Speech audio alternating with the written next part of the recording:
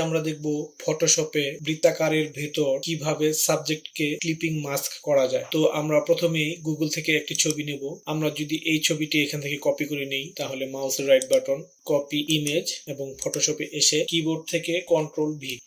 আমরা এই ছবিটির ব্যাকগ্রাউন্ড রিমুভ করে নেব। রিমুভ ব্যাকগ্রাউন্ড ক্লিক করব। এখন ইলিপস টুল দিয়ে আমরা একটি বৃত্তাকার সার্কেল এঁকে নেব। কিবোর্ড থেকে শিফট চেপে আমরা বৃত্তাকার তৈরি করব যাতে করে বৃত্তাকারটা ঠিকঠাক ভাবে সুন্দর মতো তৈরি হয়। বৃত্তাকার লেয়ারটিকে সাবজেক্টের লেয়ারের নিচে নেব। এখন আমরা সাবজেক্টটিকে বৃত্তাকারের সাথে ক্লিপিং মাস্ক করে দেব। সাবজেক্ট সিলেক্ট থাকা অবস্থায় কিবোর্ড থেকে অল্টার চেপে ধরে আমরা যদি ক্লিক করি তাহলে এটা ক্লিপিং মাস্ক হয়ে যাবে। ক্লিপিং মাস্ক লেয়ারটি সিলেক্ট থাকা অবস্থায় আমরা এটাকে ডুপ্লিকেট করে নেব কিবোর্ড থেকে কন্ট্রোল জে।